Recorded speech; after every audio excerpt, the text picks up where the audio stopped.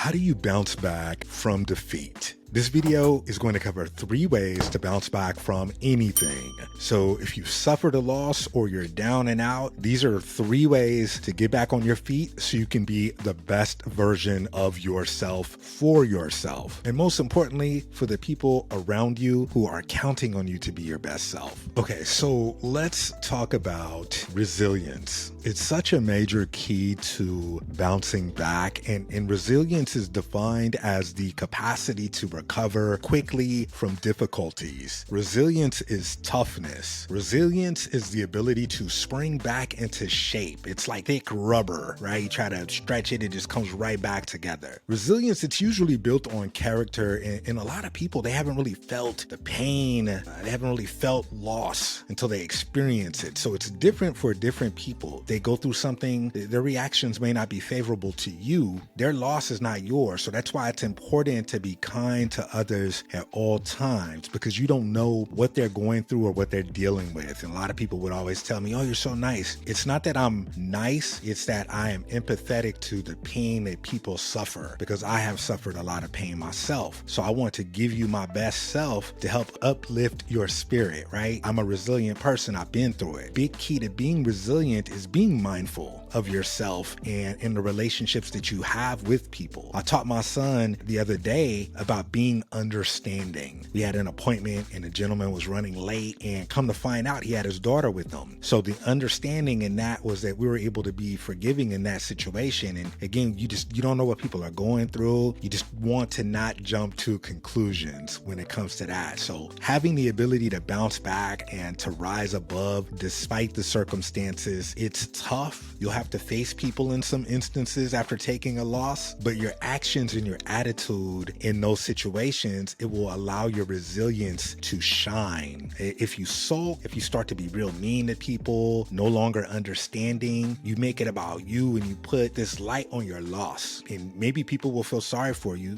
but it's just going to make them look at you different. And if you're resilient, like if you're watching this, you're probably a leader of some kind, whether you're a parent or you're a manager or you're a coach. So you really want to practice being resilient and not letting your emotions show. Try not to wear your emotions on your sleeve, like you're the leader and people are looking up to you. So every true leader is resilient. They may be down for a bit, and that's okay. But as long as the sun shines on a day, they will get back up. So be resilient. Next, you want to reflect. Reflect briefly. Don't stew too deep on a loss, but some losses do require longer periods of reflection. I won't detail those losses. We all have different versions of losses that we've experienced, some short-term, some forever, unfortunately. Choose your reflection periods wisely, but be appreciative during your time of reflection, because if you don't reflect, it'll be difficult to move on completely. We can't keep those feelings bottled up inside, or even worse, toss them aside. Embrace the loss for what it is. If it's a temporary loss, that's easy to get over. You lost a game, you lost a month, not hitting your quota. Those are losses that may not matter as much. Think to yourself, will this matter 10 years from now? And in some cases it might. If you lost like the championship or something and that's your last chance, it might. But again, do your best to learn the lesson from that loss. There are lessons in everything. And the only way to learn those lessons is to be in a state of reflection. So you can try your best to pinpoint,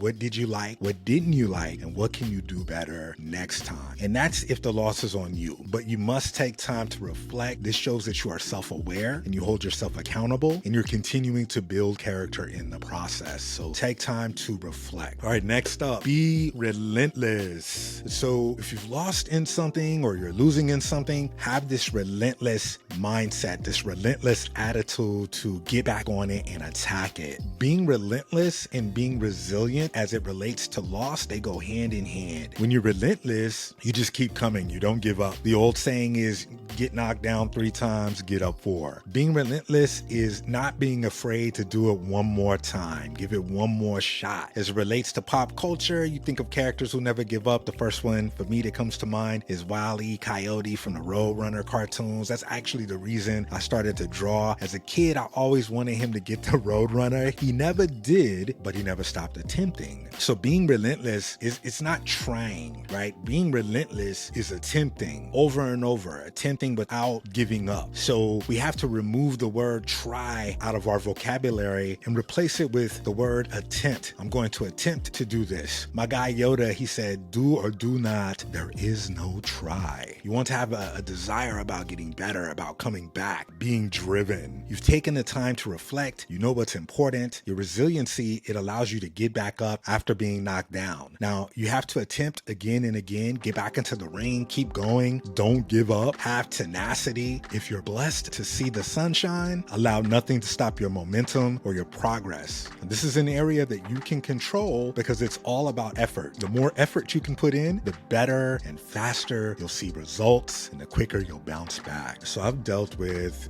all types of losses, personal loss, professional loss, and it's allowed me to gain perspective. And I'm teaching this to you because some of you may not have experienced tough losses, or maybe you're experiencing a loss for the first time and you're just not sure what to do. People who have suffered loss, sometimes tremendous losses, are very strong people. So if that's you, just know that you're not alone. A lot of people online in this position, they talk about hustle and buy this course and you can have it all. And in the grand scheme of things, those things don't always matter. It's just stuff.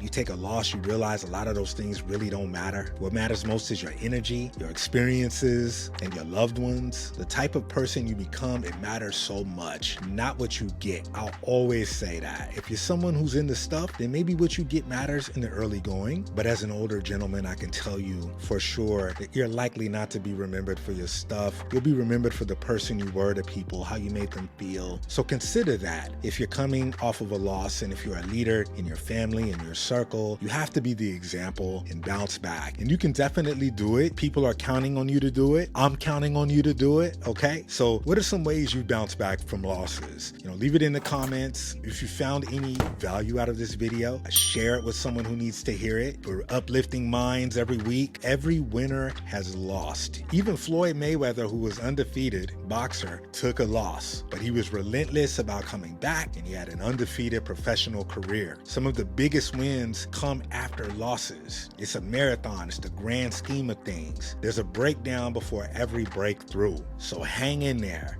Be great. Check out this video on persistence. This is another way to bounce back. Follow us everywhere online, at Free Podcast on Instagram, Drawing Every Day, at Call Center TV. Until next time, this is your boy Freed with the Art of Being Freed. And don't forget to like and subscribe. Peace.